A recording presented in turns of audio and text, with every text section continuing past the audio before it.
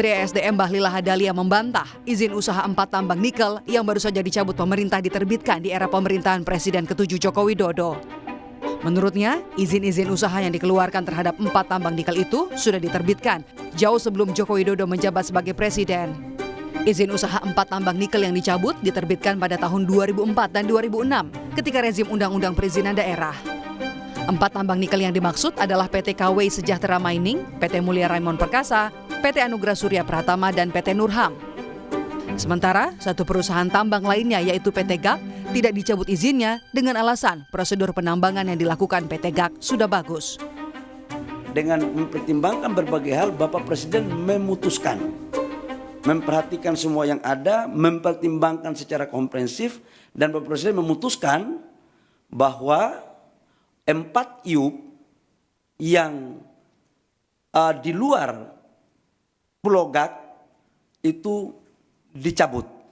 Dan saya langsung melakukan langkah-langkah teknis, berkoordinasi dengan Menteri Teknis, LH maupun Kementerian Kehutanan untuk kita melakukan pencabutan. Jadi mulai terhitung hari ini Bapak Ibu semua, pemerintah telah mencabut 4 iup di Raja Ampat. Mensesnek Prasetyo Hadi bilang, pencabutan izin usaha pertambangan atau IUP sebagai upaya penerbitan kawasan berbasis sumber daya alam sesuai dengan instruksi Presiden Prabowo Subianto.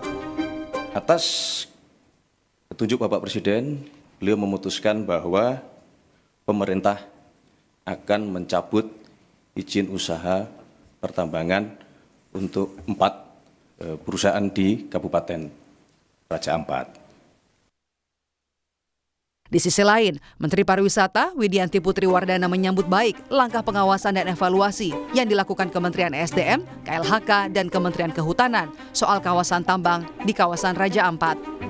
Kementerian Pariwisata juga telah mengusulkan pembentukan tim lintas kementerian untuk menyusun master plan terpadu Raja Ampat.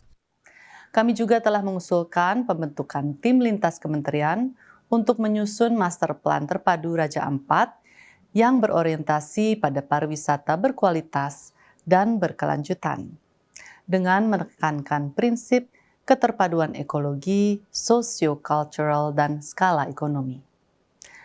Mari kita jadikan Raja Ampat bukan sekedar tempat indah yang dikunjungi, tetapi simbol komitmen Indonesia terhadap keberlanjutan.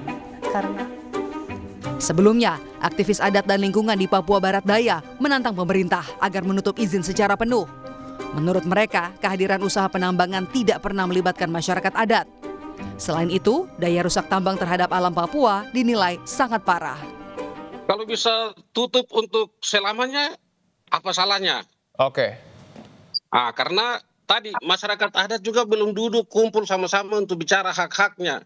Ya. Bahkan hak-hak ini selalu terabaikan di pemerintah. Saling tuduh, lepas kewenangan antar pemerintah daerah dan pemerintah pusat. Ini bukan baru terjadi hari ini. Sudah bertahun-tahun lamanya masyarakat adat di Raja Ampat ini tidak terlibat untuk bicara haknya. Ini Tuhan kasih mereka tanah air untuk mereka tinggal di situ. Semua mereka punya, tapi kemudian mereka dalam proses eksploitasi, eksplorasi ini mereka tidak banyak terlibat, dan kemudian mereka mendapat bencana. Dan kita tahu tambang ini merusak, daya rusaknya luar biasa, sehingga kalau bisa bukan hanya sekedar sementara, tetapi evaluasi total, tutup total begitu. Lalu meski izinnya tidak dicabut, Menteri ESDM Bahlil Lahadalia menegaskan pemerintah akan tetap mengawasi kegiatan tambang PT GAK Nikel sebagai bagian dari aset negara. Tim Liputan, Kompas TV.